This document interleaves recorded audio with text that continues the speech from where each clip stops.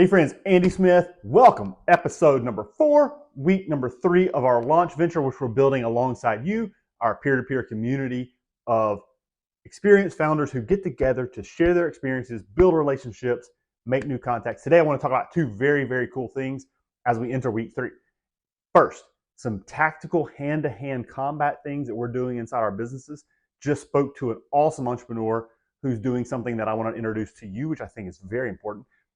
And second, I want to get a little more emotional side of me, where we're talking about what's going on in my head as we enter week 3, what sort of emotions were brought out in week 1 and 2, as I had to challenge some of the limits that I didn't really know I had to discover them, find them, work hard through them to build a better thing. So anyway, we're talking about those 2 things.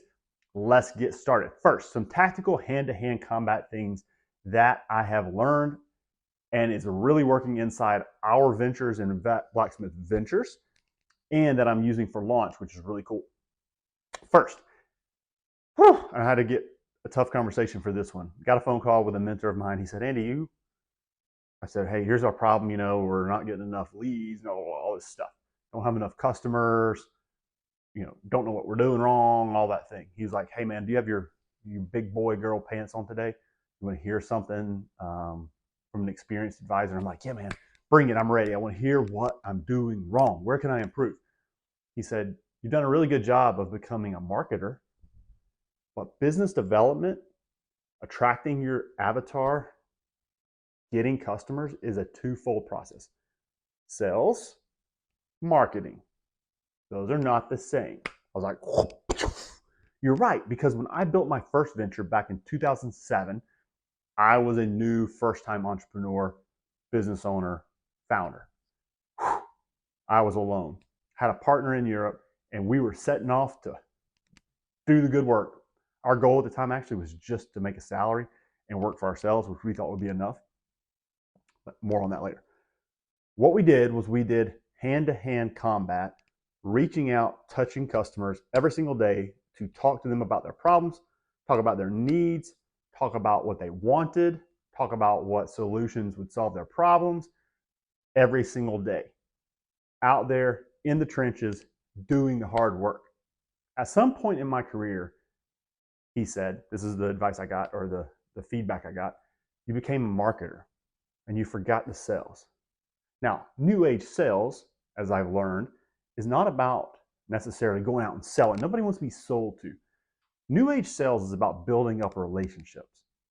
That's why we do some of the things we do on the marketing side, because on the marketing side, sales and marketing side, content leads to connection, leads to conversation, leads to opportunity, right? That's the great stuff. So I had become a marketer and forgotten the sales portion, which is building relationships with the customer base. Mind blowing. So immediately did a 180-degree turn and said, let's keep the marketing. We've got that going. Now let's focus on customer touches. So my focus was on, this was an interesting thing that just happened, by the way. My focus was on 5 conversations per day to build relationships and see where that went. One of our businesses under Blacksmith Ventures, we put 2 people doing that. And we went from 1 lead in our basket, because we pivoted that business, 1 lead to now 14 in a matter of 2 weeks. Amazing. And we need 1 project a quarter. We're going to get 1 project a quarter. So amazing. The attention we put on sales, that differentiated us from the rest, because we put our attention to building relationships with customers. Now, I went out to check the mail a little bit ago, and my neighbor came driving by. My neighbor is an awesome entrepreneur, been growing his business for a long time. He's also an awesome sales leader. And so I was telling him, man, we got this breakthrough. We started calling the customers. My mentor told me about this and all that great stuff. And he said, hey, man, that's awesome. We call it 50 touches a day. So 50 touches to his audience. That could be a happy birthday. Loved what you're doing. That could be a blah, blah, blah, blah, whatever. An outreach. 50 touches a day. A conversation, a phone call, an email, a text, a handwritten note. Those still exist. Those still work. 50 touches a day. He said he blocks it on his calendar, makes it a priority, and does it every single day. with a caveat of Friday, he does 100 touches a day because customers are happy. People are happy on Friday. They're excited.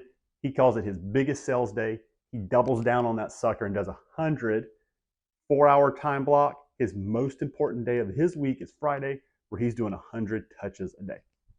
Cool. So two different philosophies, both sales levers that we can pull inside of our businesses to, one, have 5 conversations a day. I love that one. 50 touches a day. I love that one. I'm actually going to implement that one in my own life to try it. So what I do is I'll try these new school tools and tactics. New school could be because I learned it today. Could probably existed for a long time. And then we'll implement them inside of our venture after that. So launch is our program, mentorship to grow and build and learn, to give out to the community, to grow within our community. And then our venture company is where we'll implement some of these with those leaders. So all goes hand in hand, one big pot of fun and love and excitement and joy. Whew, that's the first thing. Second thing, let's talk a little bit about some of the mindset, the limits that we put on ourselves as entrepreneurs and that I've put on myself. So I realized this week that I was relying on a lot of the things that I've learned throughout my entire career, going all the way back to a kid. And what that does is it puts limits on you and limits you from being your greatness, limits you from doing what you're called and built to do on this earth. I believe everyone is built and called to do great things. And when we operate in that greatness, we unlock opportunity like we've never seen before.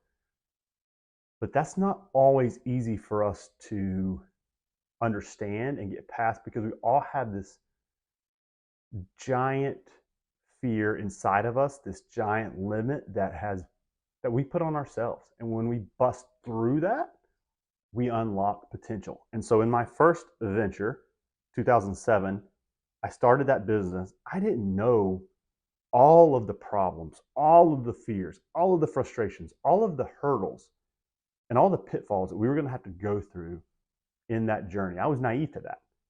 And that gave me the confidence to do it, right? That's really a really big distinction. That gave me the confidence to do it. Now, that was 15, 16, 17 years ago. Now, I've been through all of that. I've seen it in multiple ventures. I've seen it in multiple startups. I've seen it in multiple exits. And you become accustomed to it. But now there's a different calling I have. And now I have a different opportunity to put myself out there, do something in public, build something better with people, mentor people who are awesome, right? Mentor people who are wanting to be their best self. And I realize that's a limit that I start to hit against when I start to make phone calls. So here's an example.